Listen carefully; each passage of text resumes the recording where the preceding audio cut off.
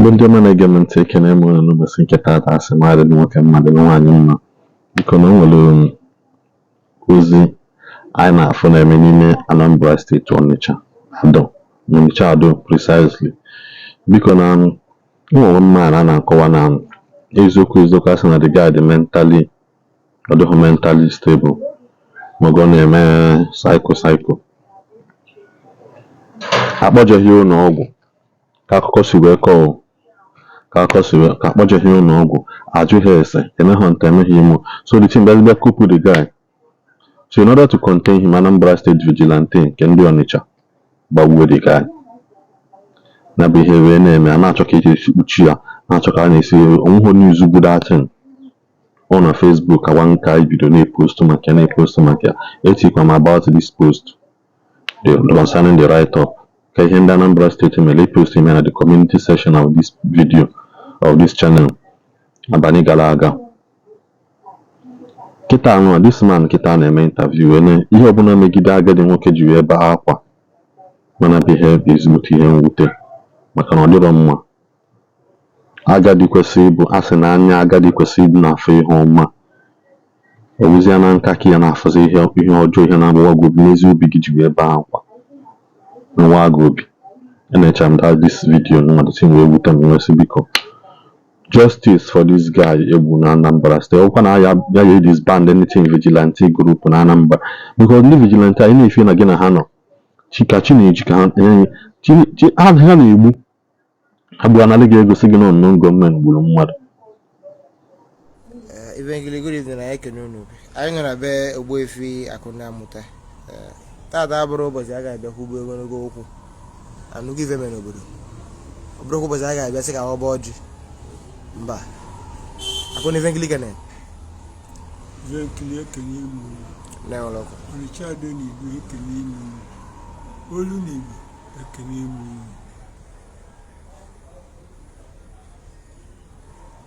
Onitsha na-alụ na-eme o kwere jem Onitsha na-alụ na-eme o kwere jem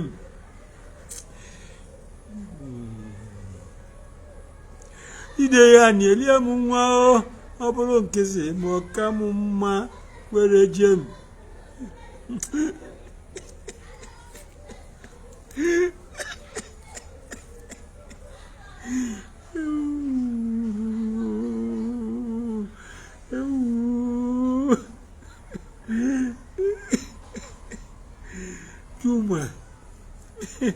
Chuma ụfọdụ edum Chuma ụfọdụ edum ofu okolobịa Onitsha nwere na-enwere egwu na ndụ ya ebee ka ijebezi Chuma ebee ka ị nọ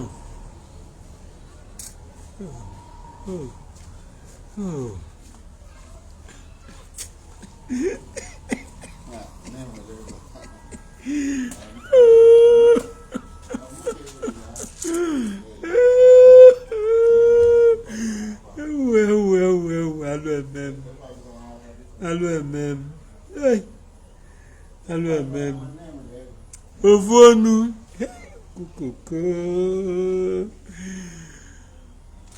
ofu onye na-abụ unu bata ọ bụrụ unu abata unu abịa ụmụ Onitsha ofu mkpụrụ onye Onitsha nwere azụ odogwu bụ okorobịa onye ka anyị na-ekwuru na gị eme onye ka ị na-ekwu na gị na-eme ile melu Chuma wee bụrụ na Chuma adị n'ụdị ọ dị Onitsha alụme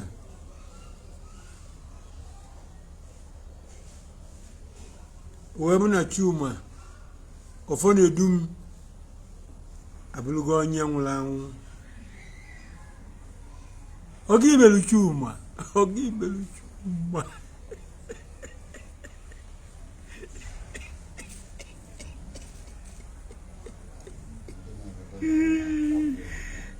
mere Chuma nwanne gburu nwanne ya gburu nwanne ya maka gịnị onye ala bụ onye ala mmadụ onye ala bụ onye ala mmadụ ọ bụ Ọnịcha debere Chuma ọ bụrụ onye ala maka na alụ na-eme n'Ọnịcha erika alụ na-eme n'Ọnịcha erika Chuma wee chegide ụzọ ga-esi wee zọta Ọnịcha bụrụ mebie Chuma mana onye ala bụ onye ala mmadụ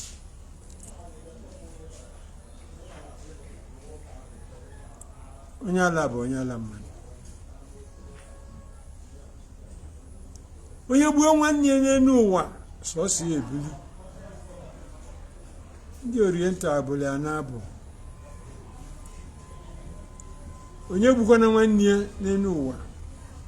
igbuo nwanne ya n'ụwa sọsọ ya ebili oge ga-eweta na asị na achọ Chuma achọ ndị oji egbe bụ ndị Ọnịcha wee were egbe wee gbagbuo Chuma Chukwuma Ovenedum onye ihe awụ obodo dibịa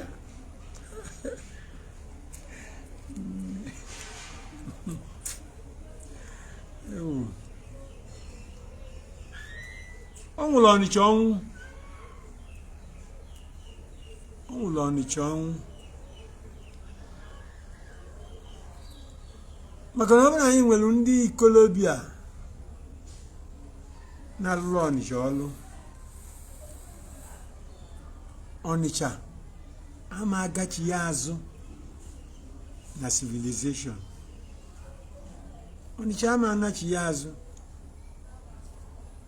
It is impossible for civilization to go backward while the youths are in the world. It is impossible for civilization to go backwards while the youths are in the world. The youths in Onitsha. We bụ n'Onitsha na-anyụ ka ọkụ.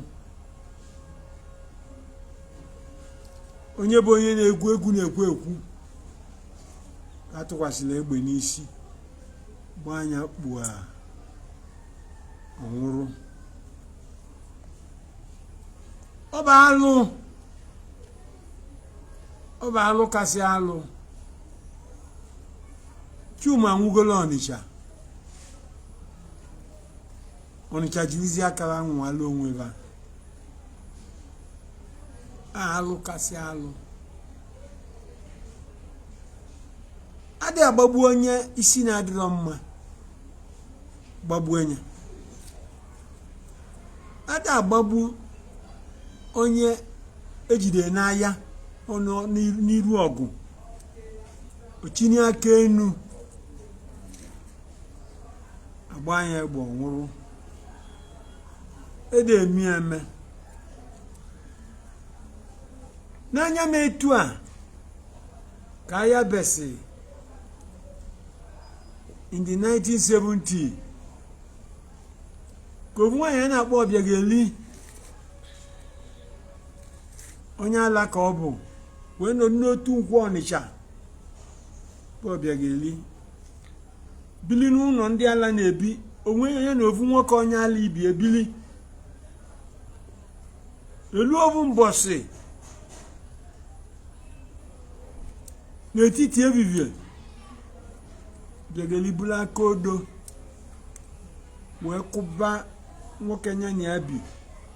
kụbịa n'isi kụgbuo enyi ọnwụrụ owuwe ihe ọbụla na-agba abaka n'otu Ọnịcha otu ọkwa ọdụ.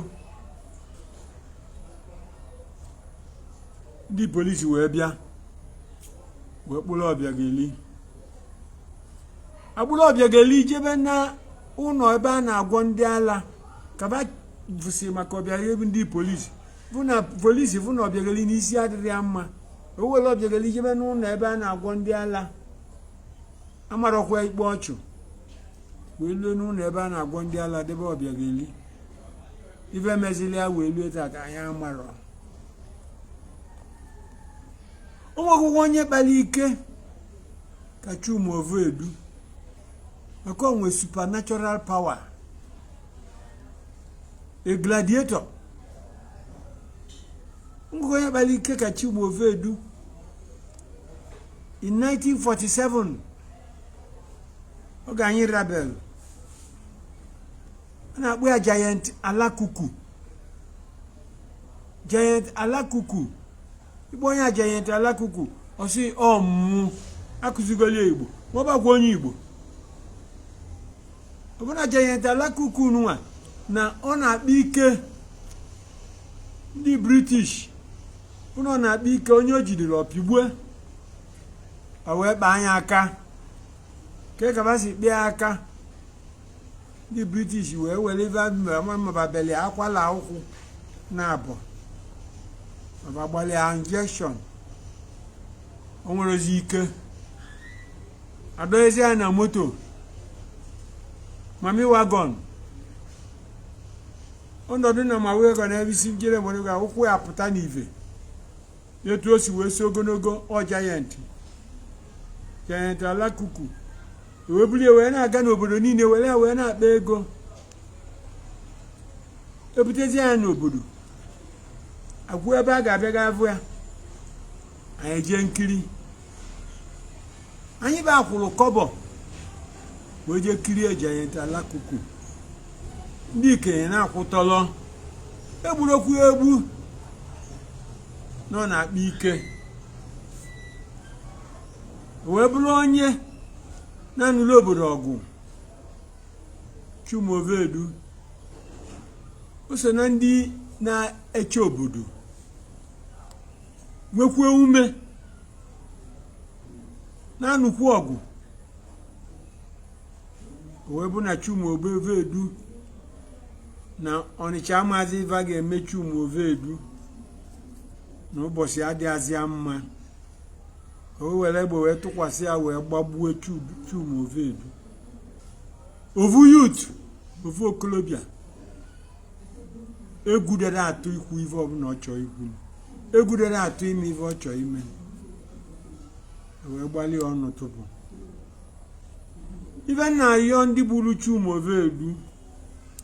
babụlụ ovu Edu bunye ndị ovu Edu bụrụ ozue bunye ihe awụ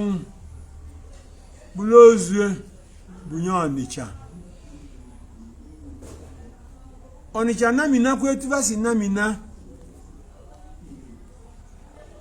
na ama na Ọnịcha bụ ibe anyị nọ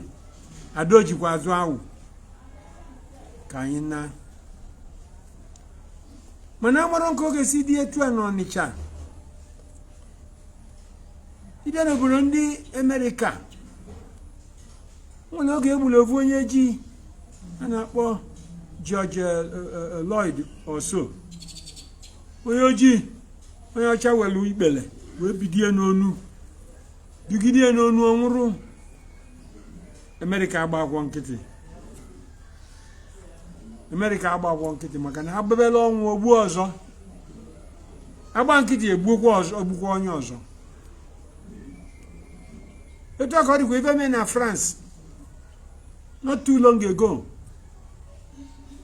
nwere onye na-abụrụ oriri onye France ọ dị ka ọ dị 21 years old ba wee gbagbuo ya na-eme ntị eme imo ndị France ikwu na ibe wee pụta wee si na ebe a na ba chọrọ ya na ọ ma emezi ọzọ wee gosi obodo na ego egbu onye na-enwere ife ome egburu Chumovu Edu omelu gịnị unu ma onye Chumovu Edu bụ na ife ọ na-alụ abagie n'isi ọ na-alụla Ọnịcha wee bụ na ife ga-emezi ya kama a ga-akpọgachi ụmụ ovedu asylum ife ga-emezi bụ si gbuo ya osisi eji kpee esu na-esu uyi ana osisi eji kpee esu na-esu uyi ana ọ bụ na ọnwụ Chiedu edoziri